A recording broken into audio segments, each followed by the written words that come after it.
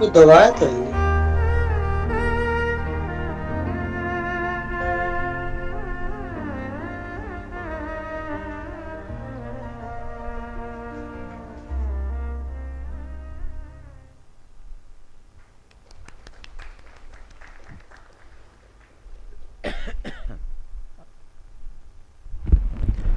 अब समय आ गया है जिस स्पेशल लेक्चर को सुनने के लिए हम सब यहाँ एकत्रित हुए हैं। विद्वान प्रोफेसर रवि कोरिसेट्टार सर, आपसे आग्रह है कि आप स्पेशल लेक्चर के लिए यहाँ आने का कष्ट करें।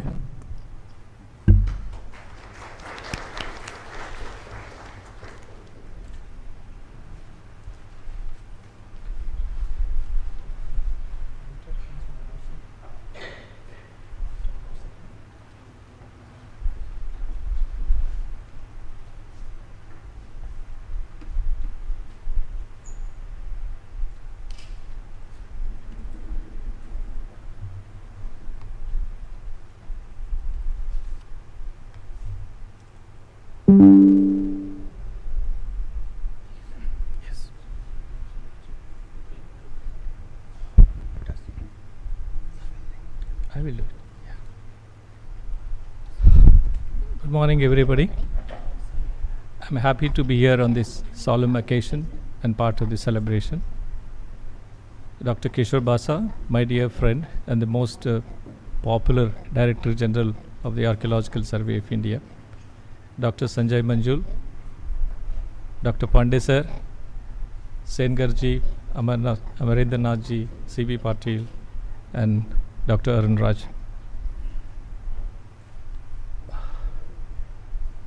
Yeah, what happened? Can you not hear? Okay. I feel greatly honored for two reasons. The first happens to be the direct invitation from the Director General that I should be here participating in this particular event. And it's not only the fact that he invited me, but also ordered me. Ravi, you have to be here on 25th. I said I was in the midst of a particular mission, and I have to seek permission from the person who is hosting me in IIT Gandhinagar to be able to appear here. So there was no problem anyway, but the way he ordered, I mean, as many of you may have already experienced, the way in which he conducts himself in the Archaeological Survey and the manner he administers, I think is this lesser version of Dr. Amalananda Ghosh. He was a very soft-spoken, whereas Dr. Basa is very heavy voice, and his voice itself is so effective, and it immediately gets into action and things like that. He definitely enjoys the liberty to order me because we have known each other for more than 43 years, and we have seen each other growing, and he has grown much faster than I gone old, but he has grown with great heights and so on, and that is an extremely happy thing to note. And we have been competing together on one or two occasions, but then it was not a competition to overtake each other, but naturally it used to happen and so on. So I am so happy, Dr. Kishore Basa, that you thought of me on this occasion to be part of this celebration. And this is not an ordinary invite. This is an extraordinary occasion, extraordinary invitation, and to speak on the occasion of death anniversary, 43rd death anniversary of an extraordinary scholar, extraordinary administrator, and an extraordinary human being, that is Amalananda Ghosh. As you can see, the photograph exudes sort of, as the name indicates, pure and happiness, pure. So the countenance, peaceful countenance on his face is something which really attracts each one when they look. I have not seen him personally. I entered archaeology after he had retired from the Archaeological Survey of India. But while I was a student at Deccan College, there were many occasions we were participating in the excavations conducted by the department, and many of his former colleagues were back in Deccan College, as teachers there. And during tea time, during tea breaks, during the course of excavations, they always used to, narrate anecdotes, associated with, their activities, their association with many senior archaeologists, which we have only heard but not seen. And then the most prominent name that used to figure was Amalananda Ghosh, and the way in which he was conducting himself as the longest serving Director General of Archaeological Survey of India in the post-independence period. This is one thing which was striking us, because we had no occasion to meet him or read his books, because he never wrote a textbook. So the kind of textbooks we had were very different from, the kind of publications as you saw just now. They were not of any immediate relevance to students undergoing postgraduate education at Deccan College in the Department of Archaeology. But then during the late 70s, when he started working on this famous book, Encyclopedia of Indian Archaeology, we were already, PhD students, and we were carrying out field work, discovering sites and things like that. We were making our own list. And then at that point of time, our teachers used to ask us, provide information about the sites we have discovered, the cultural content of those sites and so on. And then we were wondering why they are asking for this kind of information. Then there was, they said this is a major project undertaken by Amalananda Ghosh on behalf of the Indian Council of Historical Research. And that he requires information about some salient aspects of the new discoveries and so on and so forth. That was one thing, we learnt about Amalananda Ghosh and so on. And then we also knew after V.D. Krishnaswamy, he was the only Indian archaeologist who went abroad, because when V.D. Krishnaswamy was undergoing training in, he did this diploma in general archaeology from Cambridge University.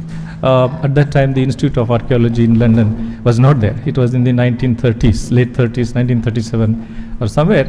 But then Amalananda Ghosh happens to be another Indian archaeologist who went over, as Dr. Basha was mentioning, that he was one of the early students of the Institute of Archaeology in London.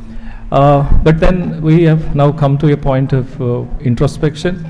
The school that was established by Amarendranath and the school that was established by Wheeler in London, they have grown simultaneously. But we need to measure the way in which these two institutions have grown. One has attained a global standard, and we are yet to reach that. And we have spent already 63 years of existence as the School of Archaeology, which was established in 1959 or somewhere. So this was the time, 70s was the time we were exposed to these very famous names. That was, one was Amalananda Ghosh, another was Professor H.D. Sankalia. He was my last head of department at Deccan College. And then as students of prehistory, we were consulting V.D. Krishnaswamy's works published in ancient India and elsewhere. So these names were very inspiring names, and then we were told about their contribution, their commitment, and they were the ones who believed in what Gandhi said, work is worship. It's clearly reflected in whatever Professor Sankalia did as an archaeologist, and we regard him as father of modern Indian archaeology. But then we see Amalananda Ghosh, restructuring, although Wheeler did lot of efforts, but then it was carried forward. The legacy of Wheeler was successfully carried forward by Dr. Amalananda Ghosh, and then we see that the prehistory was missing from the structure of Archaeological Survey of India. And then at that point of time, the only name that we could think of was the late V.D. Krishnaswamy. He was a geologist and also an archaeologist, because he was formally trained, the only Indian who was formally trained in both archaeology and geology. So he was carrying forward the legacy of Robert Brucefoot in southern India, and later when he became part of the ASI, he got involved in several other areas of development of the ASI, and his contribution is as immense as the work of Amalananda Ghosh and Professor Sankalia and so on and so forth. And so these three people are a great source of inspiration for most of us. We were students in the 70s.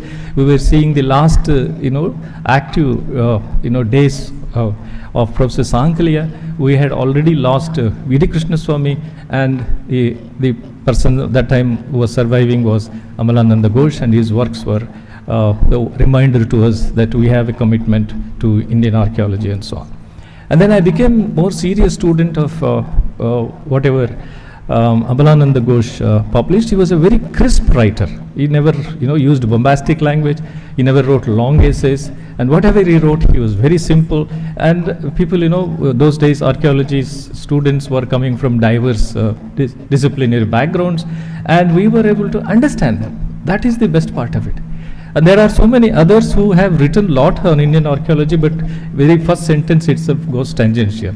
That kind of a situation. So this clarity of thought and crispness of expression were one thing. So I became a serious student in the late 90s when we were celebrating 50 years of India's independence. We thought of a plan to bring out series of volumes entitled Indian Archaeology in Retrospect, and that was the time I became serious student of ancient India. And then, as we know, after he became Director General of Archaeological Survey of India, first thing he did was, as already mentioned, he invigorated ancient India, and he initiated, the annual series that Indian Archaeology Review and so on. And we were contributing, based on our fieldwork, new discoveries were being sent for inclusion in these annual reviews and so on. And then I started reading his reviews, his editorials in ancient India. And they were fantastic. And they still, I remember many of his sentences and so on. But this is not the time to recollect all that. But then these three were, greatly influenced by Gandhian philosophy, decolonization of Indian archaeology. It was, of course, certainly Indian archaeology is a British foundation, and then British colonial, archaeologists gave shape and structure and as well as established a model for Indian archaeology and so on. But then what was required was, whether it was Sankhliya, whether it was V.D. Krishnaswamy, whether it was Amalananda Ghosh, we saw that they were very, very sure that Indian archaeology needs to be given in Indianness. That kind of effort was being put up by these stalwarts, these three stalwarts whom we know more closely than many other stalwarts that we have who have contributed to Indian archaeology and so on. Although there are so many instances, his early education was in Varanasi, and then he went over to Allahabad for his post-graduation. He had MA in history, because at that point of time the Department of Ancient History, Culture and Archaeology was not there. It was established in 1955. He had a master's degree in history. But between 1931 and 37, because that was the time we don't have much information published about Amalananda Ghosh's activity. But I found out from archival records that he was a research scholar in Allahabad University for 4 years. And perhaps he could not complete his PhD, and his inclinations were more towards archaeology or something like that. So he thought he should go to Indian Museum in Kolkata and study some of the artifacts there. So these two letters that he wrote to the Director General at that point of time was seeking permission to study antiquities in the Indian Museum, Kolkata and so on. The correspondence went on for a couple of months, and finally he got permission. And when N.G. Mujumdar was director of the Indian Museum, so he was able to study there for a few months and so on. And subsequently when Rabadur K.N. Dikshit was Director General, he was employed in the Archaeological Survey of India, and that set in motion series of successful endeavors undertaken by Amalananda Ghosh, and that we have seen. There's a complete record of whatever happened. So I don't have to repeat all that. What I'm just mentioning is this, he turned himself an Indologist. Although he was a student of history, he turned himself an Indologist and developed expertise in epigraphy, numismatics, Sanskrit, and as reflected in seminal research articles published in numerous journals, and of course those few books. And it's one of the my predecessors who was delivering Amalananda Ghosh Memorial Lecture, Professor Padaya, although like me he had no occasion to meet Amalananda Ghosh personally, but he recounts that during the time in the 70s and when Sankhliya was head of department at Deccan College, he was Director General. There was a soft rivalry between them. Competition was to excel in their own fields and then make sure that you reign supreme in terms of commanding status, in the international level and so on. But anyway, they were both successful in their own right. But I see some of the books. Sankhliya wrote a small book on Nalanda University in 1934, and he repeated a guide to Nalanda in 1938. That kind of rivalry was there. So the competition was very healthy and contributing to growth of knowledge and so on. I also already mentioned he went over to Institute of Archaeology in London. He imbibed that spirit, that archaeological surveys is not new to organizing training programs. There was inter-university board during the federal government which used to conduct training courses for university lecturers. It's not known to many. And subsequently field schools of Mortimer Wheeler were there, and the School of Archaeology has its predecessor in Wheeler's attempts, and so we see that the School of Archaeology in London gets established, and after his return from London, and then over a period of next 10 years, he gave a concrete shape to the idea that we should also have School of Archaeology. I said we should, if you want to measure the performance, you need to have a comparison. What was developing in terms of an institution which imparts education, higher education. But these are the institutions which were established to provide the highest education in these fields. So have we been able to achieve that particular motto? That our institutions, because this is an institution which stands above all university level departments of archaeology anywhere in India. So it had its inspiration from School of Archaeology. Now the School of Archaeology was established here, and we have Dr. Pandey here, who is the first batch student. And then we see that the growth of these two institutions are not comparable. The Institute of London, where Dr. Basha himself was a student, and the School of Archaeology got itself renamed as Institute of Archaeology, and now it has been renamed after shifting over to this particular place as Pandit Deen Dayal Upadhyaya Institute of Archaeology. So only name changing is not going to help us, achieve international attention. So what we need to is establish this institute in all its ramifications, because now archaeology is such a dynamic field, and we have a lot of new developments, methodologies, technologies being applied, and we should make provision for their availability in this particular institution. We have excellent infrastructure here, and that extra infrastructure needs to be put to effective and optimum utilization. In fact, I was here when this hall was inaugurated. One request I made to Dr. Basa was that we have invested so much on this, it should be put to optimum utilization. So I'm happy to see that I'm addressing from this platform here today. And then he developed, after having been in School of Archaeology in London, methods of exploration, excavation, and so on. And then he was also appointed Director General of Archaeology in 1952, end of 1952 or so. Okay. So major landmarks, when he took charge as Director General, it coincided with the celebration of a continuous 50 years of continuous existence of the Archaeological Survey of India, 1902 to 1953. Prior to that, it had a checkered existence in India, because the British government, the colonial government, had different attitudes. But still, a lot of historical archaeology was carried out there. But now when he came in, he realized that he is now in a position to celebrate its continuous existence over the last 50 years.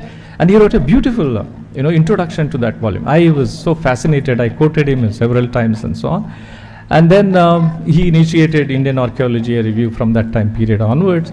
And then in 1961 again, there was yet another major event, that is centenary of the Archaeological Survey of India.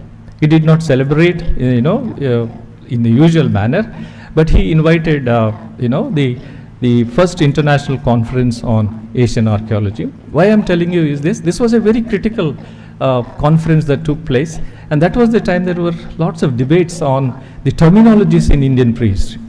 Whether we should have the European fourfold subdivision of the pre-Neolithic, Neolithic, or we should follow the threefold sequence, which is well established for African Stone Age and so on.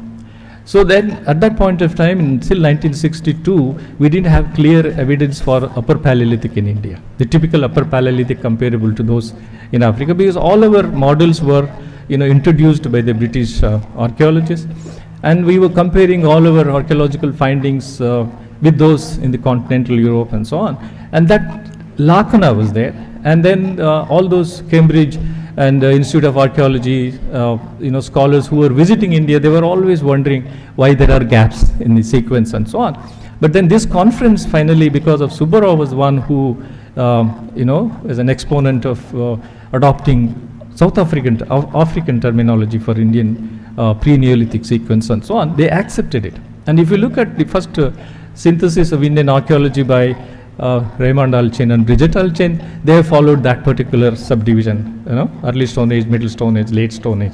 Early Stone Age is lower, Middle Stone Age, Middle and Upper together, Late Stone Age is Mesolithic and so on and so forth. But then again, the late 60s, new discoveries, suspected typical European Upper Paleolithic comparables were found in India. And they said Sankalia, when he wrote in 1974, revised edition of pre and proto-history of Indian Pakistan, he reverted to European terminology and so on. But now we have come to a point where we said none of these, fit into the scheme of, evidence that we have developed, we have produced from different parts of India. So that is where such conferences have a lasting impact. And we remember that celebration because of what developed, in terms of these. And then I said we have spent 63 years, and any educational institution needs to have a vision and mission. Do we have a vision and mission for this institute? But then way back when Nihar Ranjan Rai was invited for delivering second convocation address of this institute, when Dr. B.B. Lal was the director, he made this very interesting statement. The expanding frontiers of knowledge and new methodologies necessitate periodic reviews, and especially when a milestone is reached, like 100 years or 50 years and so on. When you reach a moment of self-criticism, as was referred to by Dr. Vasa, and resolve becomes particularly imperative. Let us look back and see in retrospect how far we have fulfilled our mission as a custodians of the national heritage, and whether we have risen to the standard the world demands from us.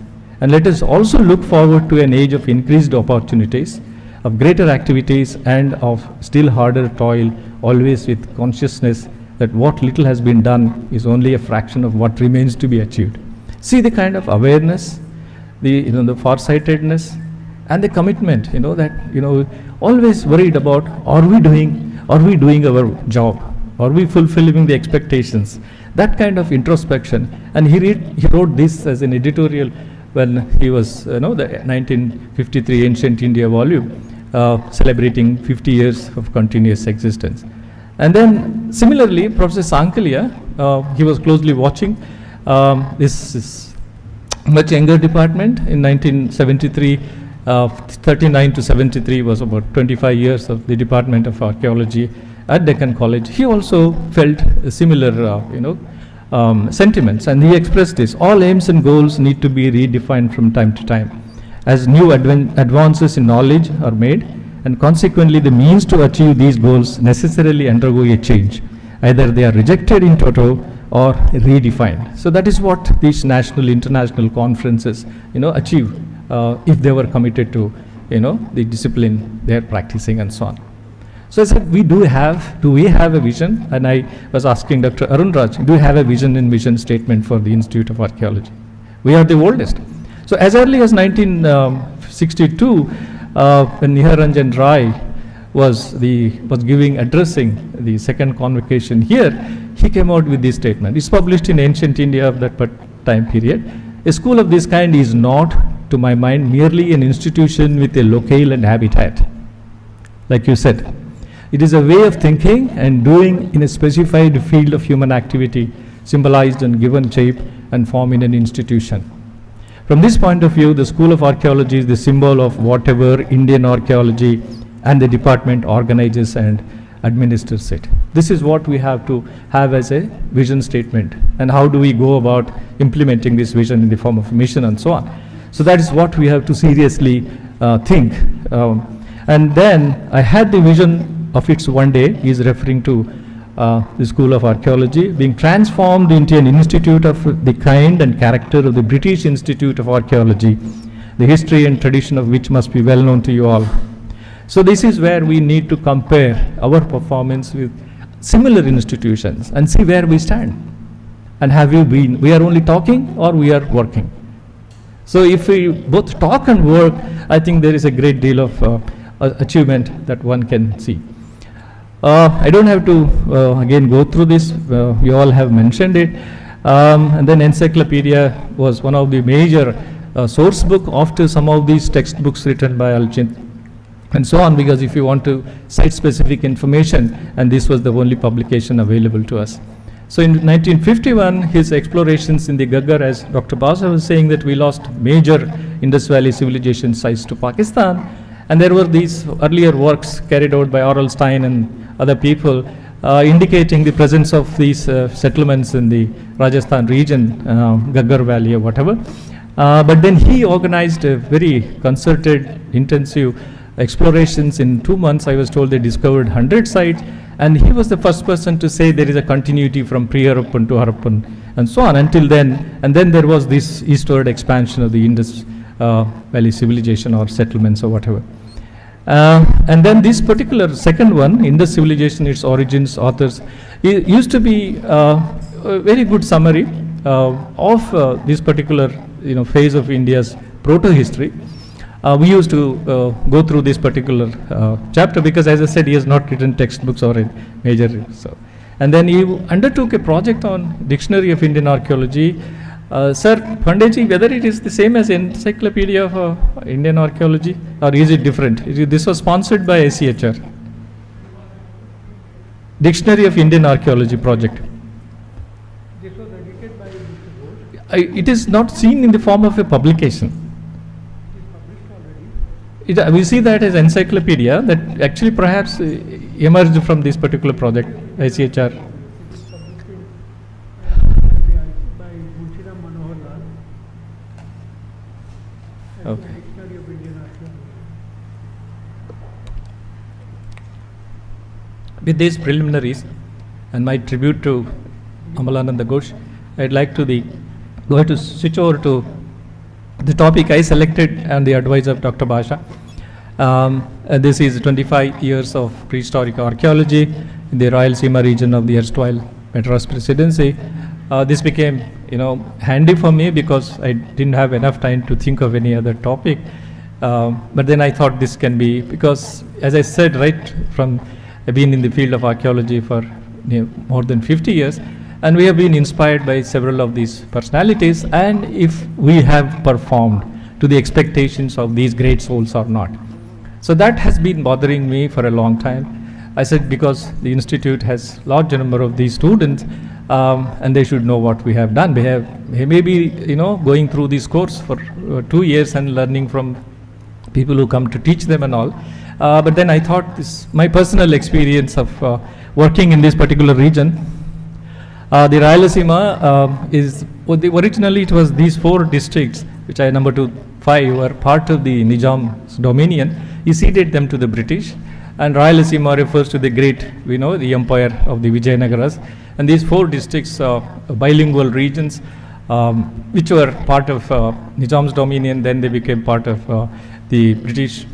And then this is an area, perhaps the best served region anywhere in India in terms of prehistoric archaeology and also early historic archaeology here.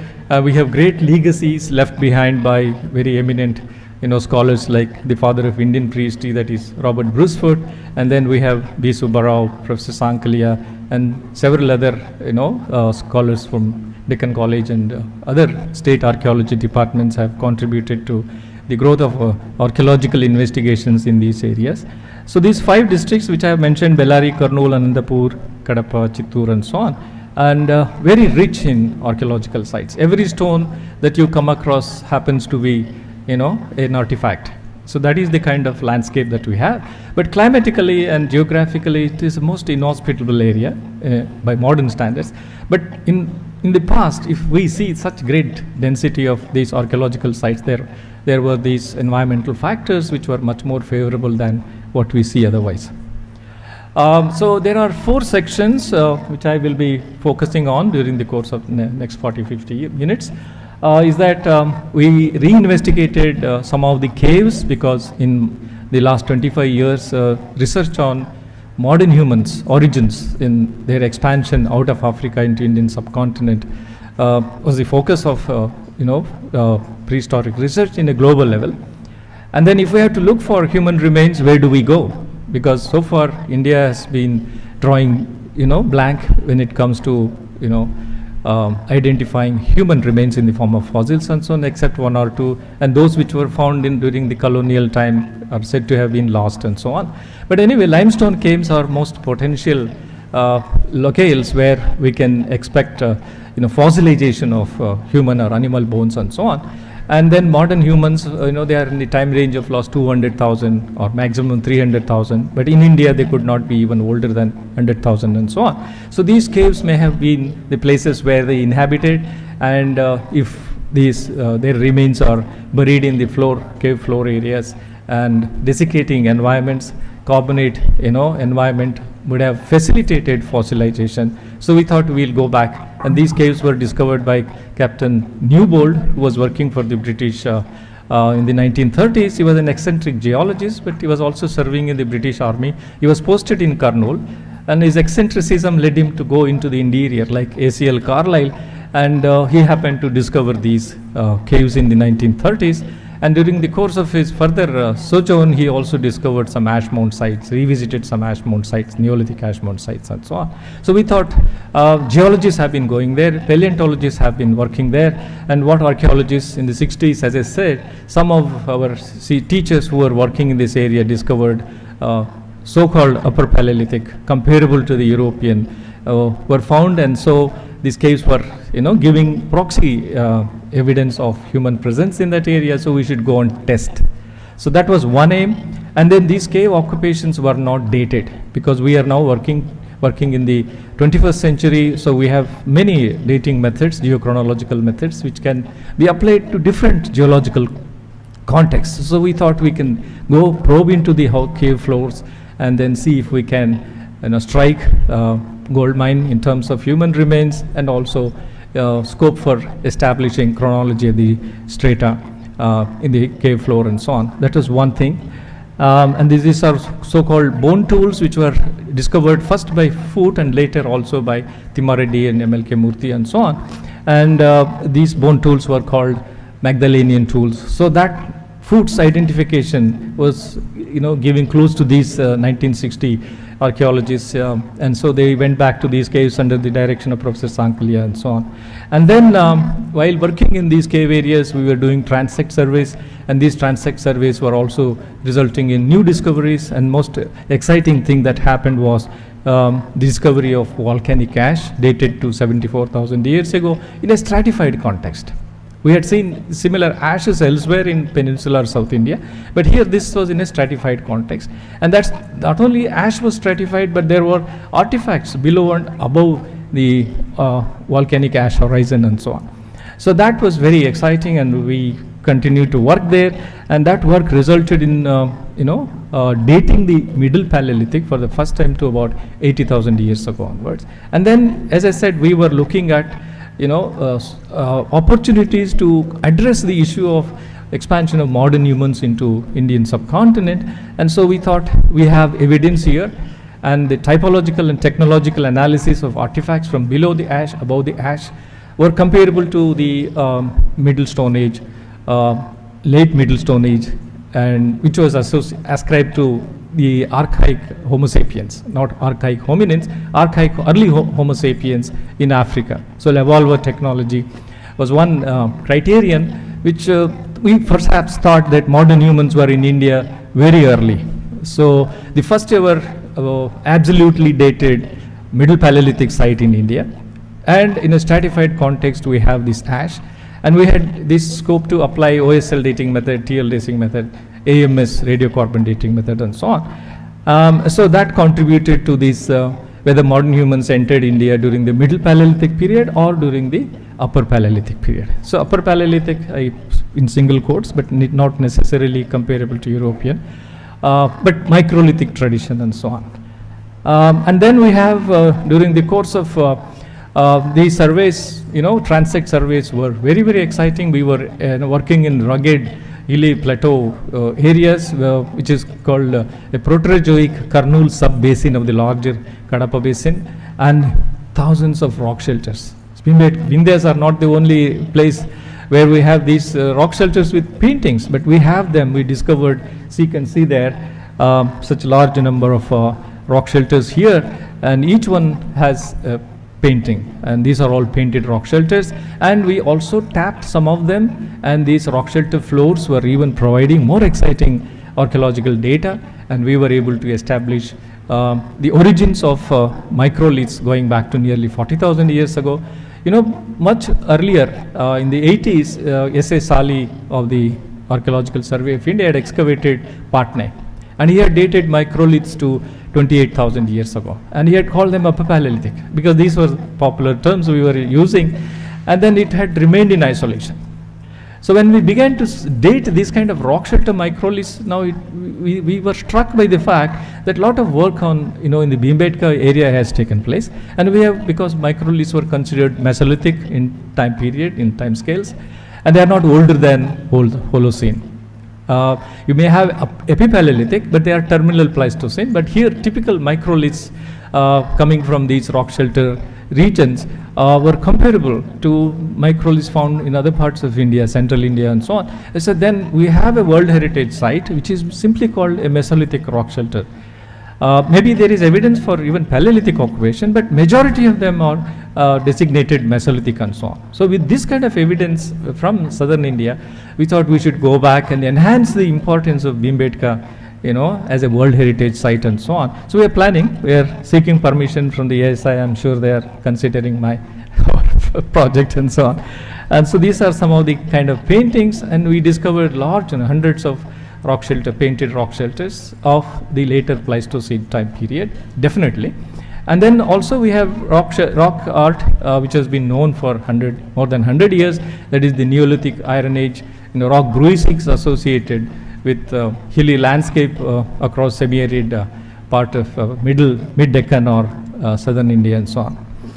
So these are the four aspects. And another important thing was these investigations over a period of 15 years or so led me to think in terms of adopting one archaeological site, one prehistoric archaeological site, because modernization is going on at a very, very rapid scale. And if we cannot initiate steps, because there are so many sites which are very, very potential, and they're even potential even for 100 more years, because what we know in terms of what work has been carried out so far is only 10% of what is hidden in these sites. So they need to be preserved. We know we can't preserve each and every site, but there are some sites which certainly deserve. And Sanganakalu happens to be the only site which has the longest research history anywhere in India.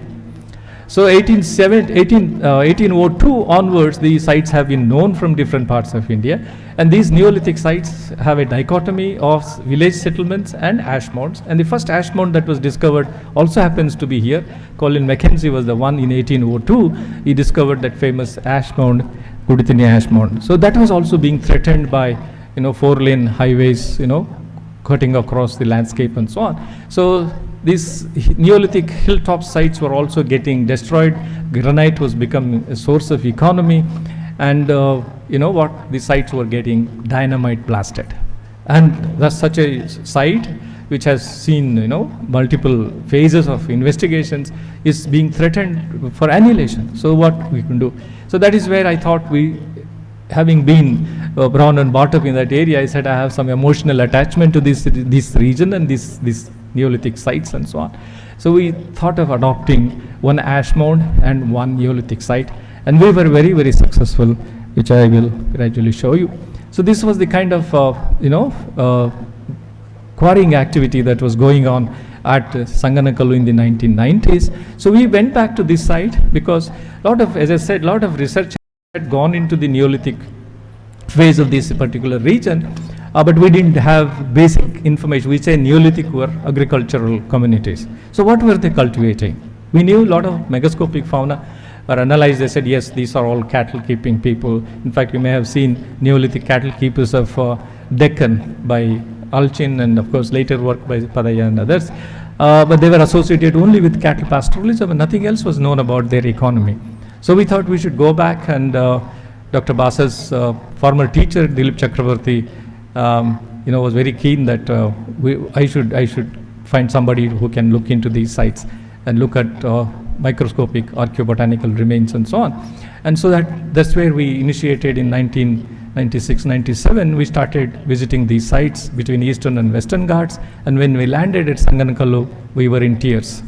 We could not believe what was happening there at that point of time. So that's where we decided. But what was important was grab samples and then see what potential this site has for reconstructing agricultural way, package of food crops that were cultivated and so on. So immediately we launched on systematic field walking, transect surveys, and then total station mapping, and then we could also identify places where this dynamite quarrying activity had left the deposit habitation soils exposed, and they were immediately cleaned, and then we collected samples and we came out. So these two papers which I mentioned here briefly, they talk about the emergence of agricultural societies in South India.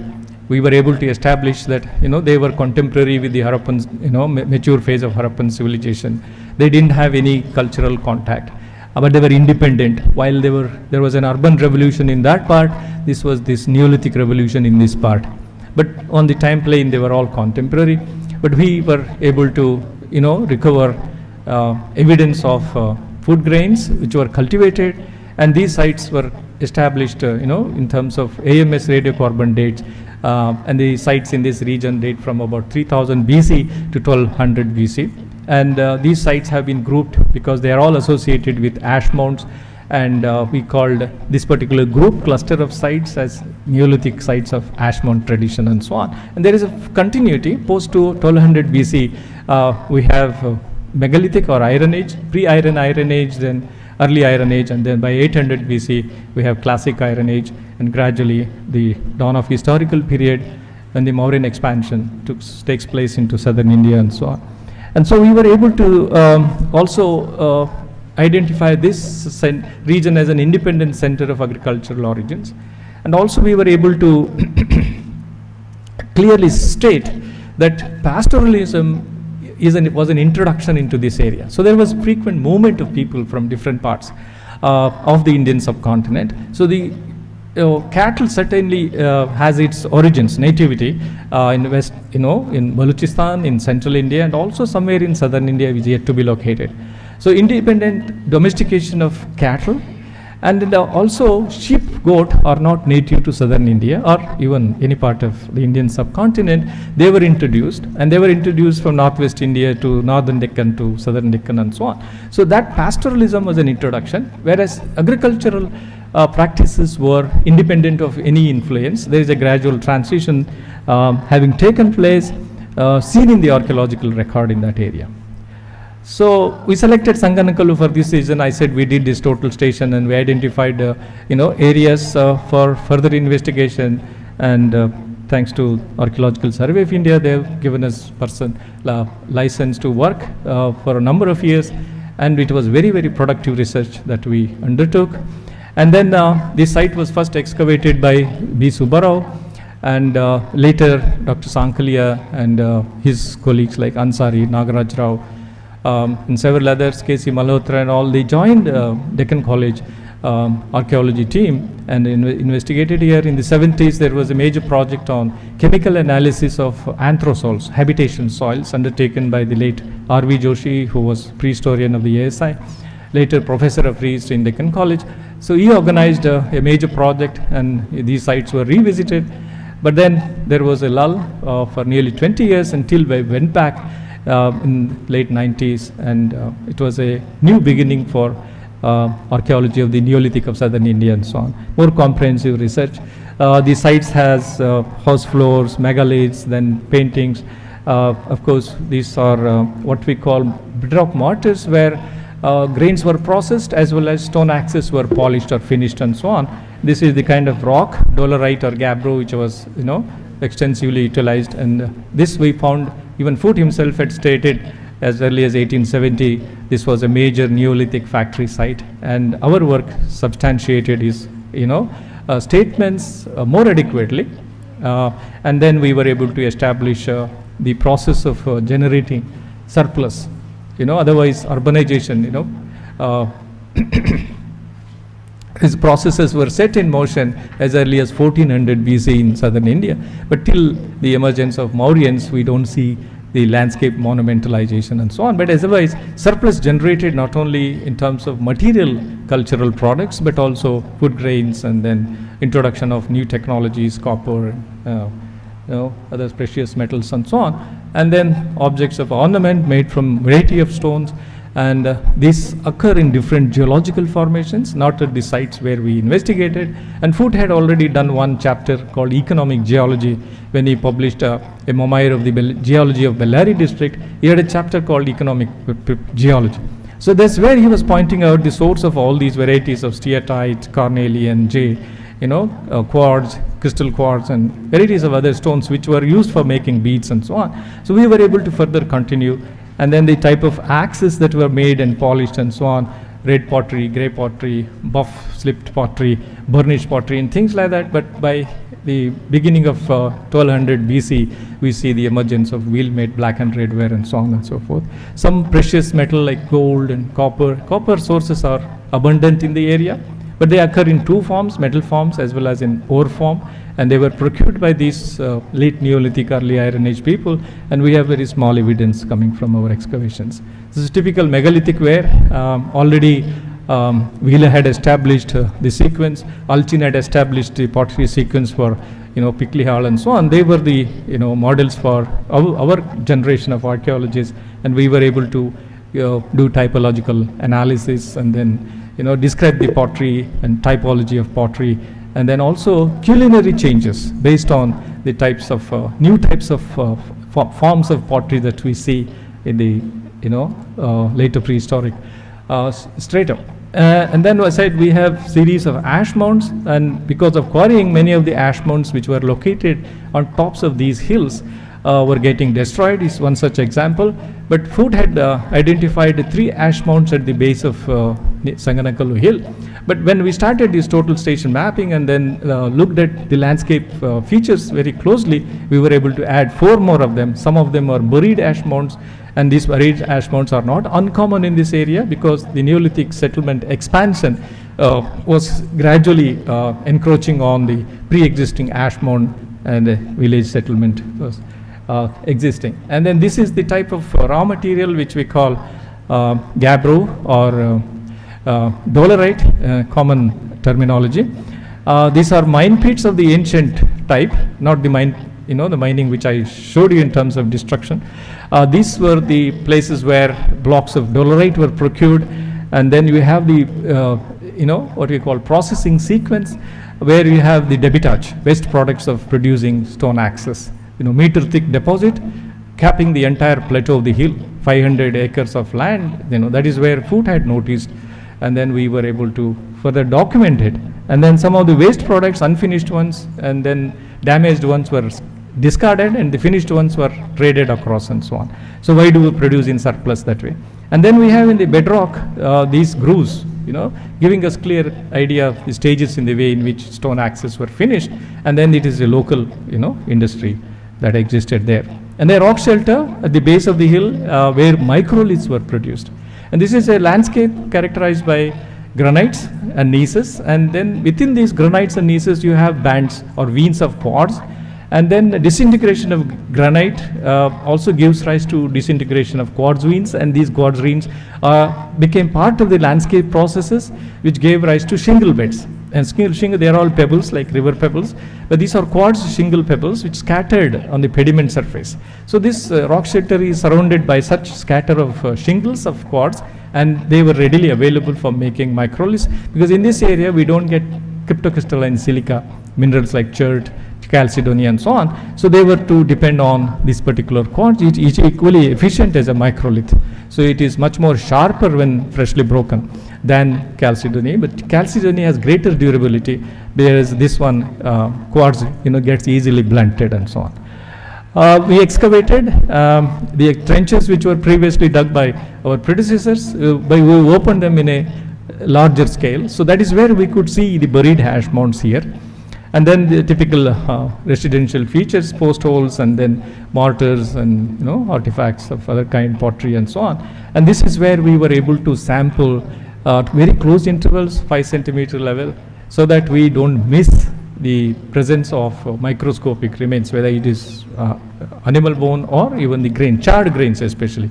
Otherwise you have no scope to do any reconstruction of agricultural economy if you don't have charred grains in that area. That is the carbon shell which protects the grain from further destruction, decomposition and so on. For thousands of years it remains in the soil. So it is for archaeologists to go and pick them up.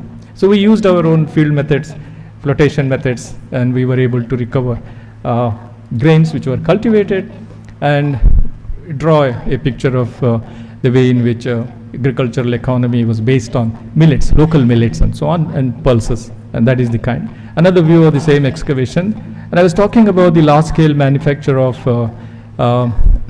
stone axes, and these are circular features that you see.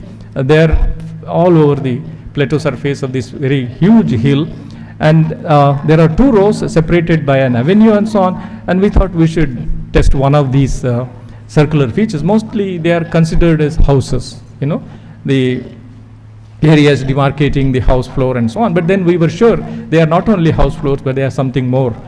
So we excavated one of these circular feature here. You can easily see the alignment is not natural, it is artificial, and when we dig here we found hundreds of stone axes, and also on the spot blocks with grooves, deep grooves and cupules and so on, so forth.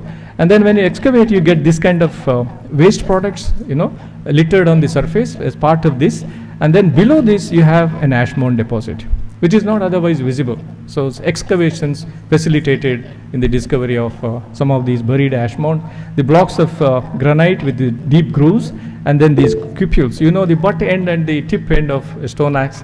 You have to have a rounded butt end, and the tip end is an axe edge. So the tip rounding of the butt end is carried out in these cupules, and then the edges were sharpened in these grooves that here. This is not a very good example, there are many. So the excavation revealed, otherwise it looks like a megalith stone circle excavation, but then we have this deposit, thick deposit, maybe 40 lakh pieces of waste products were recovered from this particular circle. And then this circle also revealed in the southwest corner a small hearth with charcoal, and that was the most advantageous time that we had, and this charcoal was dated, and we could figure out that at 1300 BC this site late Neolithic stone axe manufacturing. So we always think Neolithic comes to an end when Iron Age begins, but it is not the case here. The surplus was generated towards the end of the Neolithic, transitioning into the megalithic phase here. And see, you can see the depth of the grooves here, and on the spot the stone artifacts were finished. And then of course, hello sir, please unmute sir. Hello. Yes. Sir. Yeah. Sir, please unmute.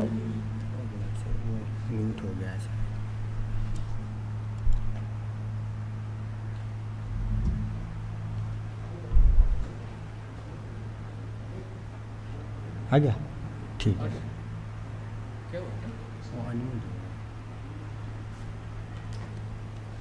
Sorry. So stages in the manufacture of stone axes. A block of dolerite, initial chipping, that skinning of the. Kya hua? I must go to that slide, no?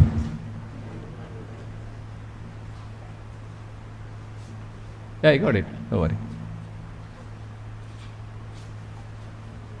Dr. Basa, do you have time? Hello sir, please unmute sir. Unmute.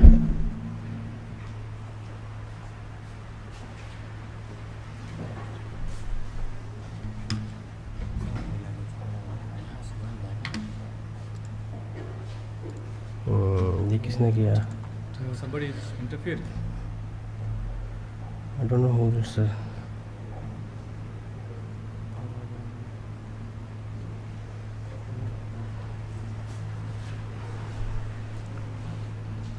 Any problem now? Okay, so just give a schematic sequence of producing polished stone axe. So the chipping, grinding. Safe journey. And then the bedrock grooves or mortars, they serve different Ravi, we can't see your screen. They can't We can see only see you.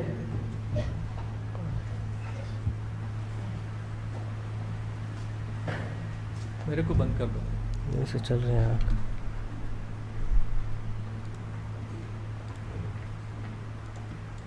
आपका net connection चला गया।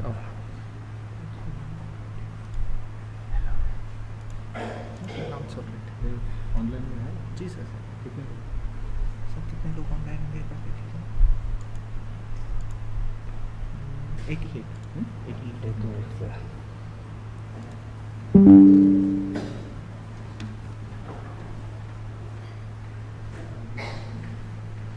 Can you see?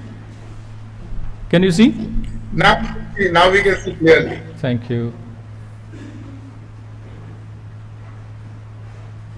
Oh yes, so why these Neolithic settlements were on tops of granitic hills, which surrounded by rolling plain, not a single channel, seasonal or ephemeral, but still these villages, they were great density located on tops of this. So we had to find an answer to this, environmental background. So water resource was more critical for any settlement to sustain in that semi-arid environment. So we found that the hills were much more well-watered than any part of India at that point of time, when major part of the world was experiencing onset of drier conditions at 4,200 years ago. This region, the springs were much more active and provided a lot of water resource throughout the year. So perennial springs were there, and that is, I'm not going into more details. So this water resource is much more well watered than what we see here. Groundwater tables were very high, and springs were very, very luxurious. So we recovered habitation soils, and we did flotation, we sieved them, and then we dried them in sun, and then we took them to laboratory. We did lots of sophisticated, analysis, microscopic examination, and then identified these grains from reference collections as well, and then we were able to establish 2 millets and 2 pulses were the staple food crops at that point of time, and independent of any influence from outside. And so Sanarachama Hill was excavated by B. Subbarao following his training under Wheeler at Brahmagiri, and that vertical sculpture history model was now becoming very popular. So he transported that model to Sanganakallu, and he wrote his PhD dissertation, and he has a series of publications, most seminal work that he carried out, mostly material cultural studies, because those days were very different from what we are. And this particular range is the one which is greenstone belt in that area, rich in varieties of semi-precious stones as well as metal resources like copper and so on. Not much in detail. And we established a chronology for this settlement, which is applicable to vast majority of the settlements in this region. As I said, initial occupation was hunter-gatherers, but then there is no continuity between hunter-gatherers and the beginning of pastoral settlements in this area. But then we have this evidence going towards 2700 BC or so, and then continuing till about 1200 BC.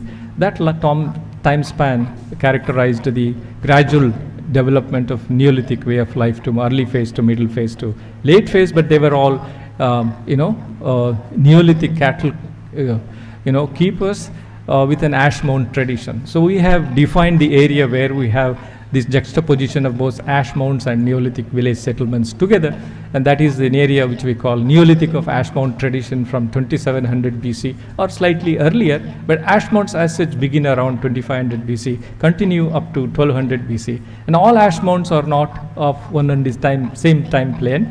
They at different sites. These ash mounds were built at different times. Need not elaborate on that, but then we have this settlement going up from about 2200 BC, continuing into the later megalithic phase, and then we have the emergence of wheel-made pottery, this large-scale stone axe manufacturing, a network of settlements engaging themselves in trade and exchange, and also gradual adoption of crops from the northwest. You see, winter crops also come into this area, and then the settlements became much more well established than otherwise they were. But then we see that there is a continuity of these later prehistory. So we don't have any evidence of undeciphered script or even graffiti of that time period. So I prefer to call this phase as later prehistoric phase, and we have this well established economy based on local millets and pulses and so on. Buried ash mounds, and then this is the situation. There are 5 hills at Sanganakanu. All 5 hills were having similar chronological history and so on. We have an ash mound phase, and then post-ash mound phase, and then the megalithic phase, and so on. And we were having the advantage of having resources to obtain AMS radiocarbon datings, and we have published all our findings extensively. They are available on the internet, also Academia Edu, and so on and so forth. So, and then this region, like I said, in Kurnool region, we have painted rock shelters. These hills have rock bruisings. They are called rock bruisings of the Neolithic period. And then we see the frequency of bull imageries much higher than any other animal form or human form associated with this rocky landscape here.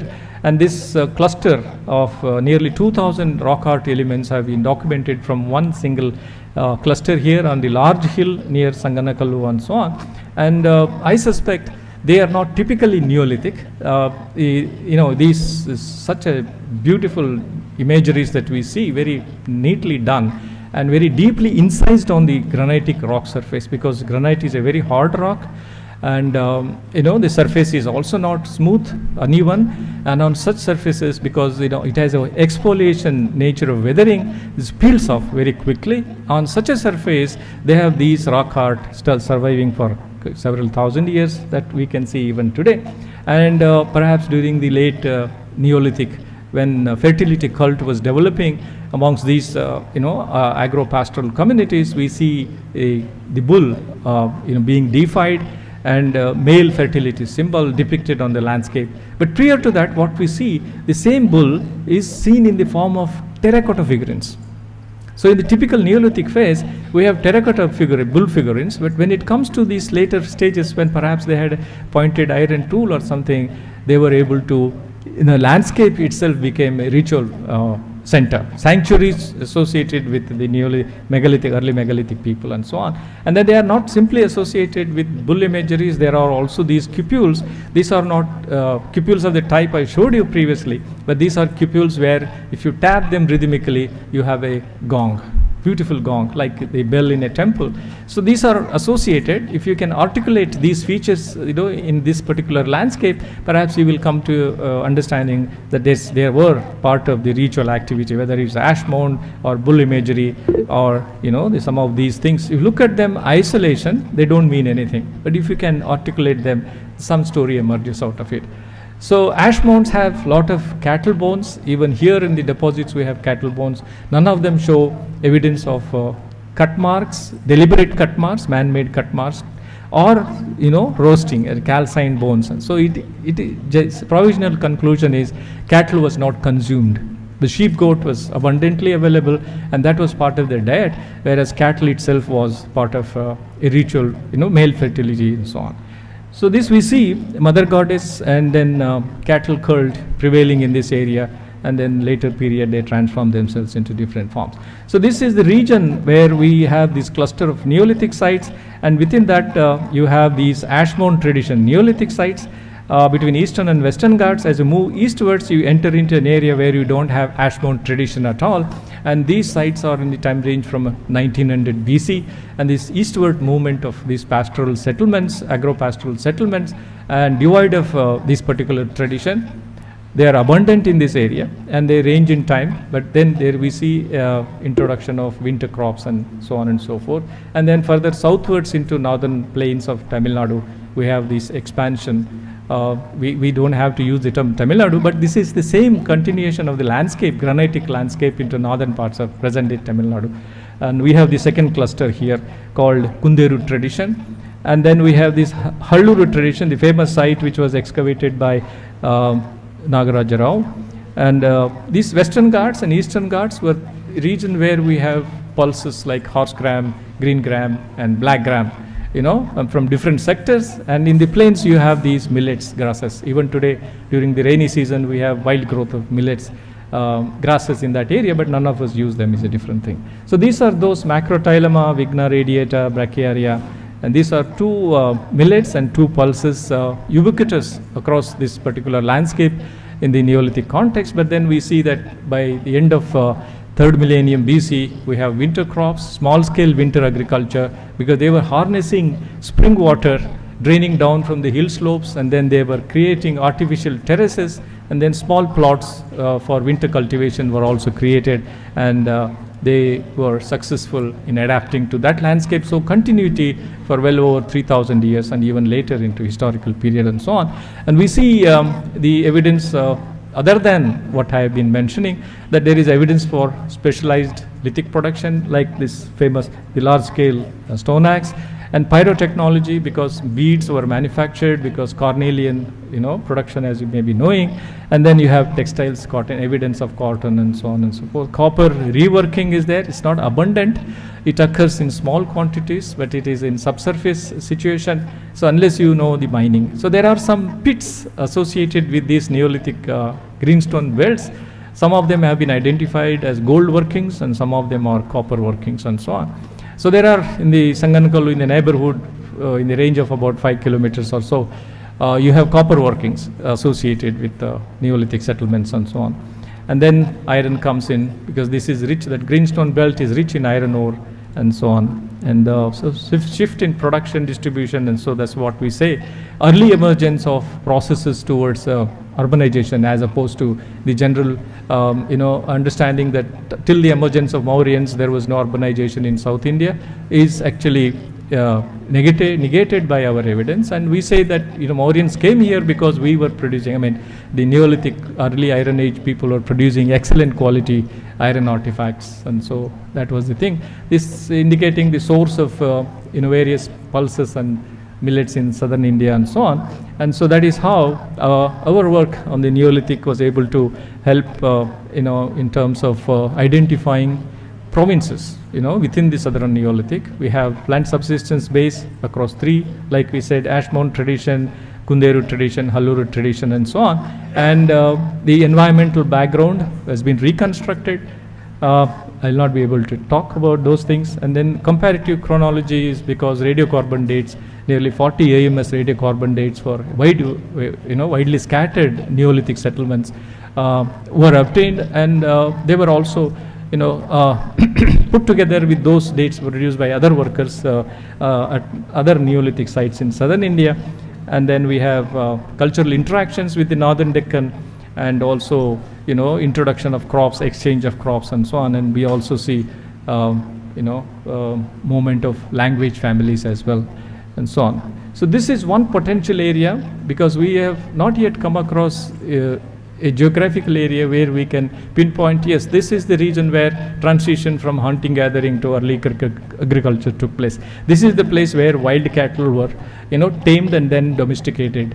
And then of course we see sheep and goat were an introduction here. But here these 2 elements were very important to establish the development or transition, so-called.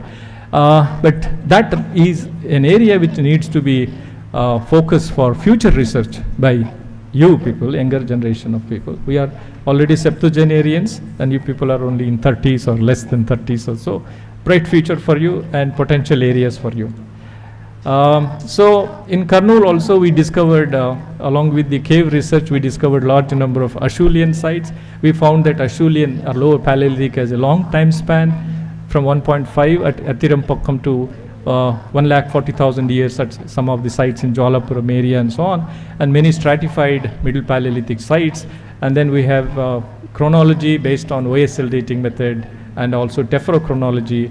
And then we found typical modernity in terms of behavioral modernity. Rock shelter excavations gave us evidence for beads, oldest beads so far from any archaeological sites in India. And the volcanic ash is also found all over this particular landscape. We have this Acheulean habitation taking place at the foothill areas, whereas in the central part of the basin we see middle Paleolithic and then late Paleolithic sequence coming up. These are some of the sites, and typical cleaver coming from this particular deposit here. And such examples are numerous. And then the caves which were first excavated by Foote and his son Henry Foote, and later geological survey, paleontological survey people been investigating. Murthy and Thimareddy did some work in this area. The upper Paleolithic phase came into existence, but then we went back, as I said in the beginning, into these caves, and then we were able to identify Neolithic art. It's not Neolithic, but dated to that time period, 4,500. incised on this limestone surface. But then we do see Neolithic pottery, and Neolithic sites are here now. Rock shelter, Neolithic cave, Neolithic and open air Neolithic sites were found in this area. And this deposit, cave floor deposit, and we were able to identify the presence of volcanic glass shards, which has its origin in the Toba, same Jwalapuram ash, and that is where for the first time we were able to establish chronology for the faunal remains, sans human remains, and that was very exciting and a landmark contribution by our team working in this area. And then we don't have to go because I'm worried about the time here, and these deposits, reopening of these trenches was very, very useful. We were able to document termination of some of these animal remains, and then continuation of fauna over a period of 200,000 years. So the longest continuity of fauna, reflecting upon the environmental conditions prevailing in this area, grassland environments, and abundant water resources in this area, limestone terrain and so on. And so the composite stratigraphy gave us this, comparability with the oxygen or marine isotopic stages, because it's necessary that when we talk about climate reconstruction based on this, geological investigations, we have to compare them with marine isotopic stratigraphy. And so chronology is there. We have an absolute chronology for this sequence, and we know this MIS, sequence from the ocean cores, and we were able to match them, and then we have seen that there is a continuity from nearly 200,000 years ago to the present. So Holocene to backwards in time, 200,000 is late Middle Pleistocene. So that sort of faunal continuity is not reported from any part of peninsular South India. So the volcanic ash stratified, and below this we have Middle Paleolithic, above this we have Middle Paleolithic, and then we have the rock shelters which have given us evidence. So the first evidence of below the ash, a Middle Paleolithic dating back to 80,000 years was our contribution, and we had several of these sections across this landscape. They were matching with one another because this marker bed was readily there. And then the rock shelter excavation, but as I said in the beginning, we were able to see the microliths going back to 38 to 40,000 years ago.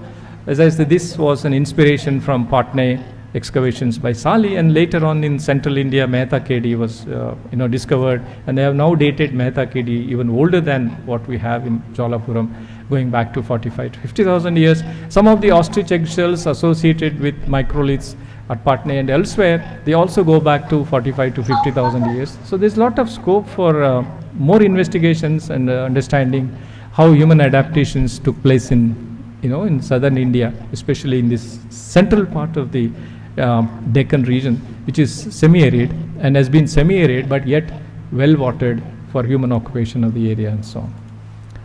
So the transition from Middle Paleolithic to Microlithic, and so we have to now dismiss the chronology of fourfold subdivision of the pre-Neolithic and threefold subdivision, early Paleolithic, Middle Paleolithic, late Paleolithic, and so on and so forth.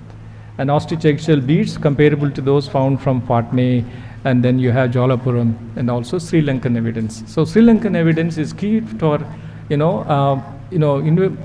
organizing further investigations into the modern human settlements in different parts of peninsular India. And Western Ghats has remained isolated because right from the time of Robert Brucewood, it is considered an area of isolation, and Subbarao elaborated it further, so nobody has been going there.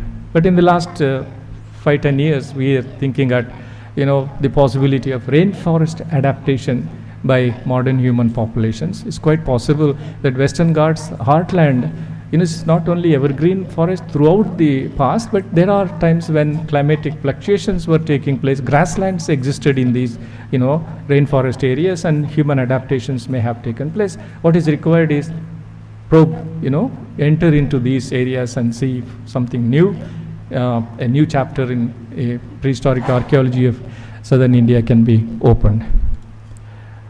So the last part of my lecture deals with how can one go about protecting an archaeological site for posterity.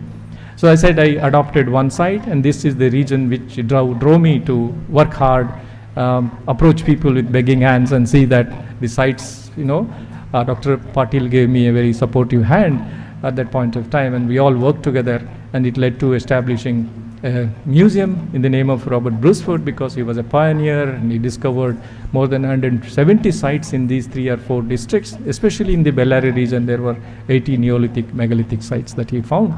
And so we thought we should, like we remember the legacy of Amalananda Ghosh, we should also remember the legacy of Robert Brucewood. So we named the museum after Robert Brucewood. We are at this base of the site, we are building interpretation center, site museum, and so this is ongoing work. And the museum came up in the last 3 years, and this is prehistory museum aiming at educating the local people, because we don't have a cultural resource management policy as yet. We want to make people aware, because this is an area which is experiencing mining activity at a very, very large scale. Both iron ore mining and granite mining is going to consume our heritage, which is not visible to naked eye. So we are educating people, and while we were working at Sanganakallu and also at Jwalapuram, we organized a public outreach. We tried to involve school children, we tried to involve whatever partly educated villagers, and they helped us a great deal. And they are aware, so they tell us, sir, हमको ये मिला है, वो मिला है, आप आइए देखिए. So that kind of response is very, very exciting and gratifying. And so we thought we should establish a museum projecting the local prehistory. And the deputy director of public instruction has directed all schools in the district that every Sunday a couple of schools should be visiting this museum, and we have a program for them. We involve school children, of course, people of different walks of life have been coming and appreciating our efforts and so on. So that is more satisfying than producing excellent, exciting archaeological discoveries and we have this even earlier than what you have and things. That is not the kind of archaeology I want to do, but I want people to be making aware of their responsibilities. Heritage is all our concern, and it is our past. And if we know how deep our past is, we get a feeling that we have been living that long on the surface of this earth. So that is that our life can be short, 70 years, 80 years, 90 years. But if you go back to 5,000 years, you have been here for 5,000 years. So that is a greater feeling. And so we also created a model of the complex of hills at Sanganakallu, and then explaining. And then the ash mound, which was first discovered by Mackenzie, it's called Budikanama Pass. The highway was going to bulldoze the whole thing. Then we adopted this ash mound, and we got CSR funds from Karnataka State KP's Power Corporation, and also Bellary Thermal Power Project. See, they to the tune of 1.5 crores came in. The money was not given to us. We gave the action plan, and they were very honestly executing the action plan. And we are now getting the bulls, typical bulls of the Neolithic installed. In the week's time, they are going to be installed on either side of this particular ash mound. This is that ash mound. 1802 was the time when it was discovered. And then, of course, several archaeologists have been visiting. And so looking at these facilities we are creating, and this will remain forever. That is one great satisfaction. And Sanganakallu will remain intact at whatever stage it is. And the museum is catering to the needs of cultural education of school children, as well as people who are interested in knowing our past and so on. So thank you very much, and I appreciate the invitation given to me to be part of this solemn celebration, and I bow to this inspiring work of Amalananda Ghosh, Professor H.D. Sankalia, V.D. Krishnaswamy, and such other stalwarts. Thank you very much.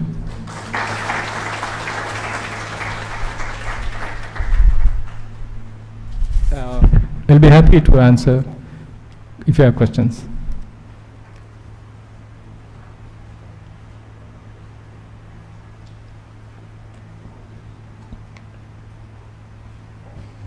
Sir.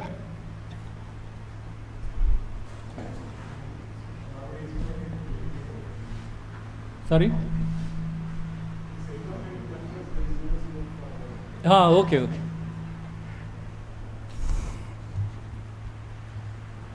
I don't know whether I can walk.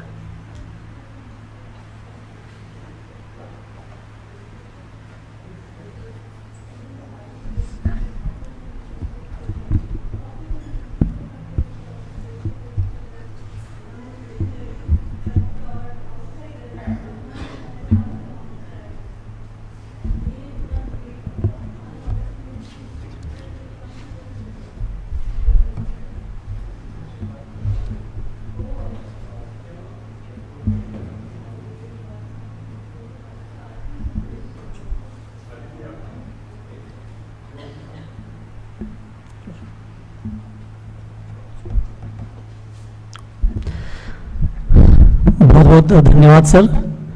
What an excellent and informative lecture. इस lecture के फलस्वरूप निश्चित तौर पर हमारे ज्ञान भंडार में वृद्धि हुई है। मैं joint director general doctor S K. मंजुल से विनम्र अनुरोध करता हूं कि वे प्रोफेसर रवि कोडिसेट्टार को शॉल एवं मोमेंटो भेंट कर सम्मानित करें।